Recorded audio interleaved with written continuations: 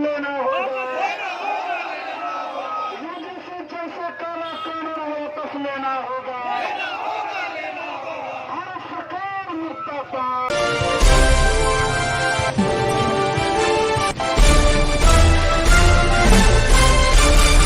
इस त्योहार घर और ऑफिस को दीजिए होम एक्सपीरिया की सजावट। Blind, curtain, sofa fabric, wallpaper जैसे होम डेकोर की जबरदस्त कलेक्शन। होम एक्सपीरिया आइए और अपने घर को दीजिए नया अंदाज इस फेस्टिवल सीजन। आप देख रहे हैं सिटी न्यूज। आज देश के शैक्षणिक संस्थानों से लेकर सड़कों तक एक ही गूंज है, यूजीसी बिल वापस लो। विश्वविद्यालय अनुदान आयोग यानी यूजीसी द्वारा जारी किए गए 2026 के नए इक्विटी नियमों ने एक बड़े विवाद को जन्म दे दिया है। सवर्ण संगठनों का दावा है कि ये नियम समानता के नाम पर सवर्ण छात्रों और शिक्षकों के खिलाफ एक सोची समझी साजिश है। हाथों में तख्तियां, जुबान पर नारेबाजी और आंखों में गुस्सा, ये तस्वीर है उस आक्रोश की जो सवर्ण समाज के भीतर यूजीसी के नए नियमों को लेकर पनप रहा है। अखिल भारतीय संयुक्त सवर्ण अधिकार मोर्चा ने आज बेगूसराय में आक्रोश मार्च निकालकर सरकार और यूजीसी को सीधी चेतावनी दी है। मोर्चा के संयोजक डॉक्टर रंजन कुमार चौधरी ने कहा कि हम समानता के खिलाफ नहीं हैं, लेकिन समानता के नाम पर सवर्णों को प्रताड़ित करने वाले इस काले कानून को बर्दाश्त नहीं किया जाएगा। इसमें शिकायतकर्ता के लिए कोई जवाबदेही नहीं है, सिर्फ सवर्णों को अपराधी बनाने का प्रावधान है। ये जो हमारे अंग्रेज सरकार ने जो दिया था भारतवर्ष में, यही ये दूसरा रूप है भाजपा सरकार का, एनडीए सरकार का। ये हमें जातियों में विभाजित करके सिर्फ सत्ता पर बैठना लोग हैं, सब आज एकजुट होकर के हम लोग सड़क पर आ गए हैं कि हमारे ऊपर जो काला कानून लगाया जाता है बीच बीच में, आरक्षण की मार झेलते झेलते, SC/ST की मार झेलते झेलते अब यूजीसी एक्ट भी लगा दिया गया सवर्णों पर। हमारे बच्चों को पढ़ने से रोका जा रहा है, नौकरी में रोका, मैंने कुछ नहीं बोला। आज हमारे बच्चों को पढ़ने से रोका जा रहा है विद्यालयों में, विश्वविद्यालयों में यूजीसी एक्ट लगा करके। इसका हम लोग पुरजोर विरोध करते हैं और हम लोग सवर्ण अब एकजुट हो चुके हैं। आप हमें बांट नहीं पाओगे, सवर्ण सब एकता जिंदाबाद। सुप्रीम कोर्ट ने तो इस पे स्टे लगा दिया है, आगे आप लोगों का क्या कदम होगा? सुप्रीम कोर्ट जो स्टे लगाया है, ये सरकार की दोहरी नीति है।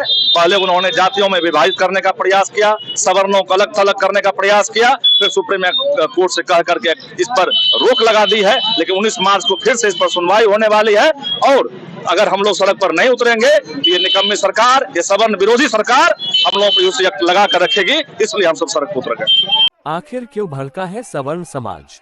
इन नियमों में ऐसा क्या है, आइए आपको समझाते हैं। सबसे पहले झूठी शिकायत पर चुप्पी, यानी पहले के नियमों में गलत शिकायत करने पर सजा का प्रावधान था, जिसे नए बिल में हटा दिया गया है। दूसरा, एक पक्षीय परिभाषा, यानी सवर्ण संगठनों का आरोप है कि भेदभाव की परिभाषा को केवल एक वर्ग तक सीमित कर दिया गया है। वहीं जांच से पहले सजा का प्रावधान, यानी नियमों के मुताबिक किसी भी शिकायत पर आरोपी को तुरंत दोषी की तरह देखा जाएगा, जिससे सवर्ण शिक्षकों और छात्रों के करियर पर खतरा मंडरा रहा है। सरकार की जो रणनीति थी हिंदू मुस्लिम करके सत्ता की राजनीति का जो वो रोटी सेक रहे थे, वो उन्हें लग रहा है कि 2029 में फिर से होने वाला नहीं है। इसलिए उन्होंने जहाँ तक देखा जा रहा था कि भारत में सनातनी हिंदू एक हो रहे थे, लेकिन जिस तरह की परिस्थिति यूजीसी को ला करके समाज में दिखाया जा रहा है, वैसे में निश्चित रूप से फिर से समाज टूटने के कगार पे है। ऐसे में कहीं से ऐसा नहीं दिख रहा है कि सरकार की नीयत साफ है।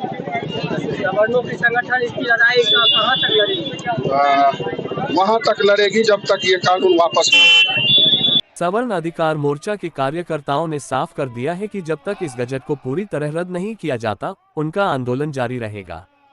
हालांकि सुप्रीम कोर्ट ने फिलहाल इस पर स्टे लगा दिया है, लेकिन प्रदर्शनकारी इसे पूरी तरह वापस लेने की मांग कर रहे हैं। इनका कहना है कि यह कानून कैंपस के माहौल को जातिवाद की आग में झोंक देगा। सीधी सी बात है, राजनेताओं का न कोई जात होता है न उनका पाप होता है।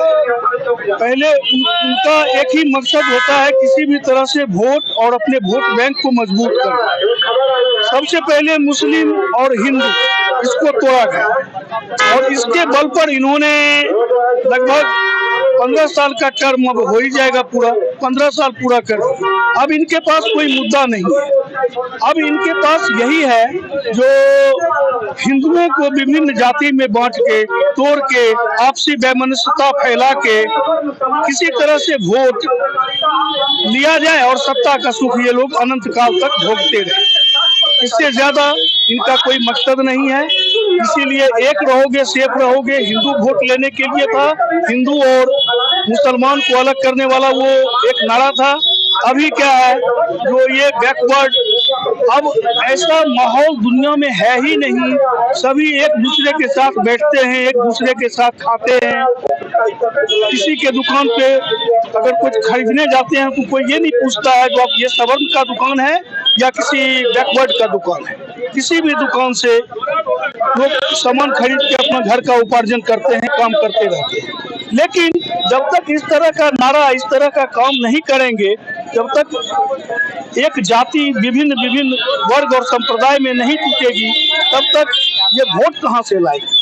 ये सामाजिक समरसता को तोड़ के एक उन्माद फैला के वोट लेने का एकमात्र तरीका है, जो कि बहुत गलत है। एक तरफ सरकार इसे उच्च शिक्षा में पिछड़ों को सुरक्षा देने वाला कदम बता रही है, तो दूसरी तरफ सवर्णों का यह आक्रोश चुनावी साल में सरकार के लिए बड़ी सिरदर्द बन सकता है। अब देखना यह है कि क्या यूजीसी इन नियमों में संशोधन करती है या यह आंदोलन और भी उग्र रूप लेगा। सिटी न्यूज के लिए सुमित वत्स की रिपोर्ट।